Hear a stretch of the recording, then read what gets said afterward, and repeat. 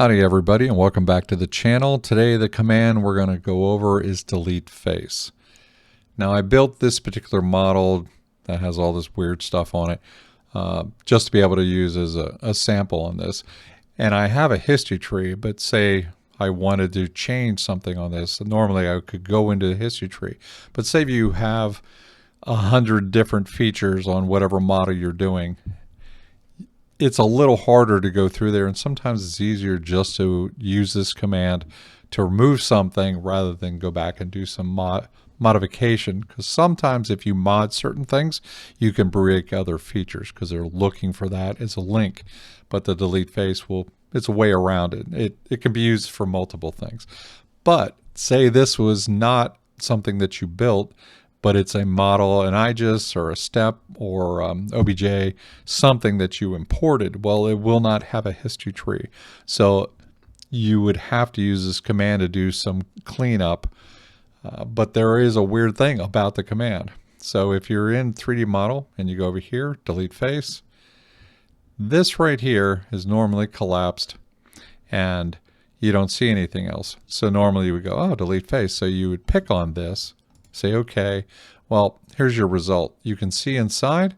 That's because if you look up here, it's no longer a 3D model, it's just surfaces. So if you had this come in like this, you could actually patch it, do a patch on it and clean it up. But let's just do an undo on that. But you pull this command up, make sure that you go down to the behavior, make sure that this is clicked. So you have heal remaining faces, and that's what you want. Now there are things that you have to look for. So say I pick this particular hole and I want to get rid of this.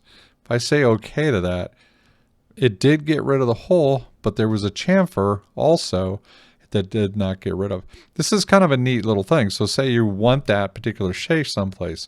So if you put a hole in something, it doesn't matter what size it was, and you put a chamfer, if you delete the tube itself, this is what you end up with. If I had to make this without doing that trick, that would be a lot more complicated and a lot more to go into the history tree. So it might be something to keep in the back of your mind if you wanted to have this type of thing. This might be a nice little trick to get around that. So let's get rid of that. Let's do another one. So let's go back up, delete face. Pick that, and this time we are going to pick the chamfer along with that and say okay. It wiped it out, and this is how you can tell. Since I have a black background, I have to use this so you can just see the wireframe. Otherwise this whole thing would disappear because everything's black. So you can tell those features are gone now completely. Let's turn that back on, and let's go the other side. Now this is where actually, before we do that, let's do one more. So say I wanted to get rid of this, and you'll see this. Let me hit save, because never trust a computer. And I'm going to do delete face.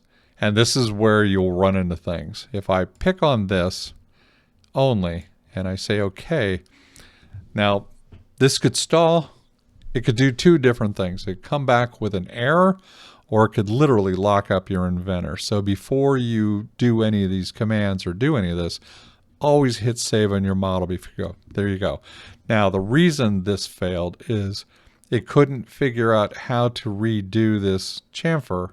So say cancel that. It couldn't do the chamfer because it's reversed. But if I do both of these, it should easily clean that up. And that's nice. So rather than say if you were, so the old way a lot of people would do, they would actually do a sketch or do it like here, actually capture all this, extrude it up, and do it as an addition to make it into a solid. Complete waste of time. And you have all these things that can possibly break. If you do the delete face, then you can get away with it a lot easier. So on the other side, I did this bizarre little piece, and I'll show you another thing. So if I try to say I don't want this. Now, even though this goes all the way around, if I'm only doing a delete face and I'm only picking that chamfer, not chamfer, I'm sorry. Look what it did. It took everything with it.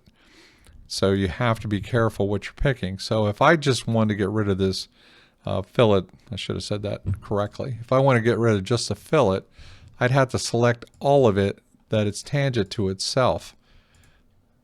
And now there are some exceptions on that too. So you see this that goes over top, but I don't want to get rid of that one. Let's see if this works.